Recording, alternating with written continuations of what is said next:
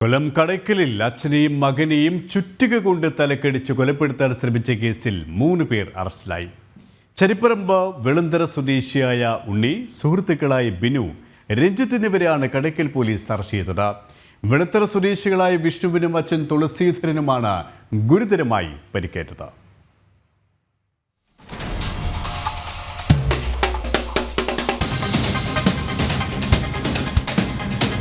ഇക്കഴിഞ്ഞ 11-ാം തീയതി സമീപവാസികളായ ഇരുകൂട്ടരും തമ്മിൽ വാക്കുതർക്കമുണ്ടായി. നാട്ടുകാർ അറിയിച്ചതിനെ തുടർന്ന് കടയ്ക്കൽ പോലീസ് സ്ഥലത്തെത്തി പ്രശ്നം ഒത്തുതീർപ്പാക്കിയിരുന്നു.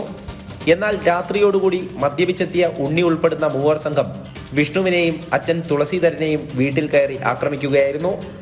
ചുറ്റികയ്ക്ക് തലക്കടിച്ചതിന് ശേഷം വലിച്ചിഴച്ച് വീടിനു സമീപത്തെ റോഡിലെത്തിച്ച് കുപ്പികൊണ്ട് മുഖത്തും തലയ്ക്കും മാരകമായ രീതിയിൽ അടിച്ചു പരിക്കേൽപ്പിച്ചതായാണ് പരാതി. അവശനിലയിലായ ഇരുവരെയും ബന്ധുക്കൾ ചേർന്ന് കടയ്ക്കൽ താലൂക്ക് ആശുപത്രിയിൽ എത്തിക്കുകയായിരുന്നു. ഇന്നലെ രാത്രി 10 മണിക്ക് ഉണ്ണിയും ഉണ്ണിയുടെ കുറെ കൂട്ടുകാരുമായി എൻ്റെ ചേച്ചിയുടെ വീട്ടിൽ വന്ന് എൻ്റെ ഭർത്താവിനെ കയറിലിട്ട് വലിച്ചഴച്ച് റോഡിൽ കൊണ്ടുപോയി കയർ കെട്ടിയിട്ട് വലിച്ചഴിച്ചുകൊണ്ട് പോയി റോഡിലിട്ട് അടിക്കുകയായിരുന്നു.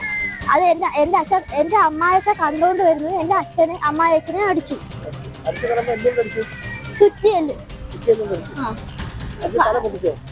തല കണ്ണില് എന്തോ കൈ വെച്ച് ഇടിച്ചു, മൂക്കാമണ്ടയ്ക്ക് ചുറ്റിയല് വെച്ച് ഇടിച്ചു, എൻ്റെ അച്ഛൻ്റെ പിരിയത്ത് ചുറ്റിയല് വെച്ച് ഇടിച്ചു.